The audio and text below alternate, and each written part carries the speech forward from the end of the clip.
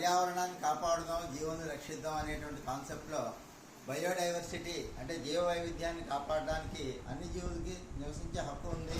అయినప్పటికీ కొన్ని విషపురుగులు అనేటువంటి త్రాచుపాములు, అందులో నల్ల త్రాచు లాంటి భయంకరమైనటువంటి సర్పాలు ఏవైతే ఉన్నాయో అవి మనుషులు ఉండేటువంటి ప్రదేశంలో ఎందుకు వస్తున్నాయంటే పర్యావరణంలో ఉన్నటువంటి చెట్లు నరికేయడం వల్ల, సరైనటువంటి అడవుల్ని రక్షించలేకపోవడం వల్ల నీళ్ళ మధ్యలోకి వచ్చి వాటి యొక్క ప్రాణాలను కోల్పోతున్నాయి. అయితే దీన్ని పట్టినటువంటి ఇంద్రపాలనకు చెందినటువంటి ఈ గురువుగారు ఈ పామును పట్టుకొని తిరిగి మళ్ళీ దాన్ని బతికించాలని ఎక్కడో తీసుకెళ్ళి వదిలేయడానికి పట్టుకుని డబ్బాలో పెట్టి పర్యావరణాన్ని కాపాడాలి అని ఉద్దేశంతో.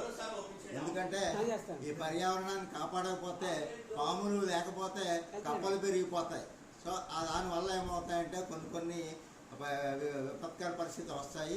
ఈవేళ మనకి వరదలన్నీ రావడానికి కారణం పర్యావరణాన్ని కాపాడలేకపోవడమే.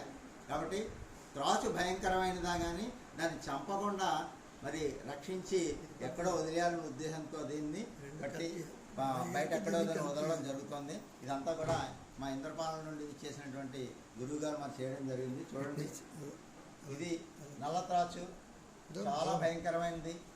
అయితే ఇది పిల్ల త్రాచు వల్ల అయినప్పటికీ చాలా విషపూరితమైనది.